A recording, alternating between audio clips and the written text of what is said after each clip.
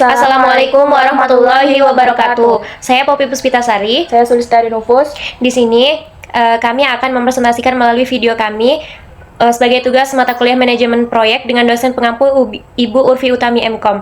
Di sini kami akan menjelaskan proyek kami yang berjudul Perencanaan dan Pengembangan Website e-commerce untuk UMKM. Di sini saya akan membahas tentang perencanaan pengembangan website e-commerce untuk UMKM, yaitu kita bahas tentang ruang lingkup skop proyeknya. Di sini ada tujuan proyek. Tujuan proyek yaitu untuk mendukung UMKM dalam memasarkan produk dan layanan mereka secara online dan meningkatkan jangkauan pasar serta melindungi dan mendukung pertumbuhan bisnis. Di sini ada lingkup kegiatannya, yaitu analisis kebutuhan, desain website, pengembangan website, integrasi fitur pendukung, pengujian dan validasi, pelatihan dan dokumentasi, peluncuran dan pemeliharaan, serta adapun tujuan-tujuan proyeknya yaitu yang pertama meningkatkan akses pasar, yang kedua digitalisasi bisnis UMKM, yang ketiga meningkatkan daya saing UMKM, yang keempat efisiensi operasional, yang kelima peningkatan pendapatan, yang keenam kemudahan pengelola bisnis, peningkatan branding UMKM, dan selanjutnya mendorong pertumbuhan ekonomi lokal. Nah, di sini juga ada beberapa faktor untuk penentu keberhasilannya, yaitu perencanaan yang matang, pemahaman kebutuhan UMKM, tim yang kompeten, penggunaan teknologi yang tepat, fokus pada pengalaman pengguna atau user experience, manajemen proyek yang aktif, pengajuan dan validasi, strategi peluncurannya yang baik, dukungan dan pemeliharaan untuk berkelanjutan. Keuntungannya yaitu untuk bagi UMKM sendiri, keuntungannya peningkatan jangkauan pasar, efisiensi operasional, peningkatan penjualan, penguatan brand identity, akses data dan analitik, daya saing yang lebih baik. Untuk bagi konsumen sendiri yaitu memudahkan mereka berbelanja dan bertransaksi. Lanjut kita ke manajemen komunikasi. Nah, di sini perencanaan komunikasi bertujuan untuk mendefinisikan kebutuhan komunikasi yang teratur antara anggota tim yang terlibat dalam proyek ini. Selain itu, komunikasi yang baik juga membantu mengidentifikasi masalah lebih awal, mengurangi resiko, dan memastikan bahwa proyek berjalan sesuai dengan rencana. Secara keseluruhan, perencanaan komunikasi ini berperan penting untuk menjaga agar proyek tetap terorganisir, transparan, dan berhasil memenuhi tujuan yang telah ditetapkan. Nah, persiapannya juga banyak sekali, yaitu yang pertama materi anggota tim, serta banyak rapat-rapat yang mungkin bertujuan untuk mengatasi kendala proyek dengan kemajuan-kemajuan yang telah ditetapkan. Selanjutnya akan dijelaskan oleh Sulis. Kepada Sulis dipersilahkan. Baiklah, saya akan melanjutkan penjelasan dari Poppy Puspitasari. Di sini nama proyeknya perencanaan dan pembangunan website e-commerce untuk UMKM. Gugus tugas proyeknya perencanaan proyek. Durasinya itu sekitar 2 harian.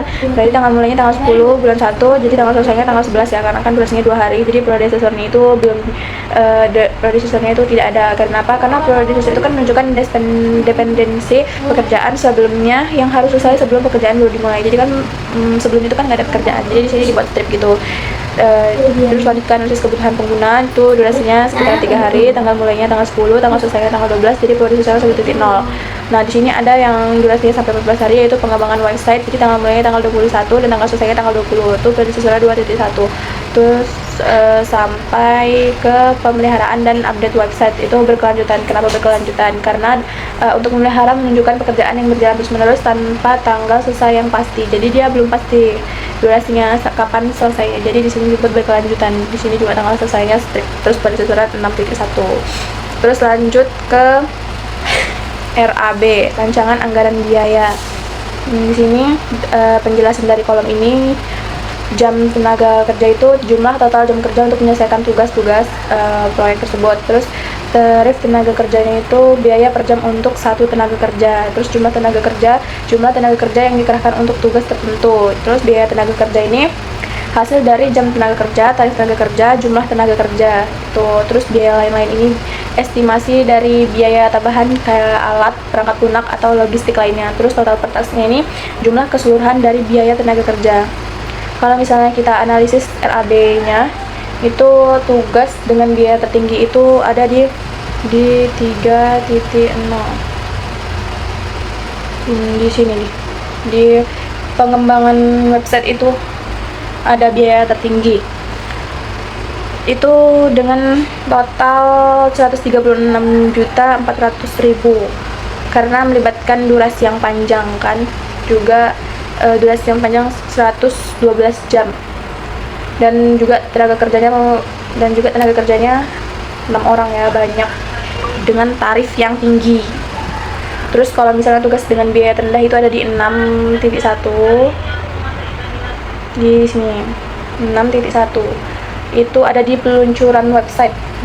Kenapa? Karena memerlukan waktu yang singkat, yaitu 8 jam dengan tenaga kerja 1 orang, dan juga tarif yang sedikit ya pastinya karena cuma 1 orang ini.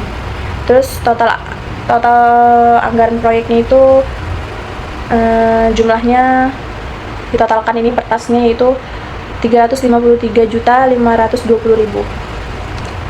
Mungkin itu saja yang dapat kami jelaskan, kurang lebihnya mohon maaf.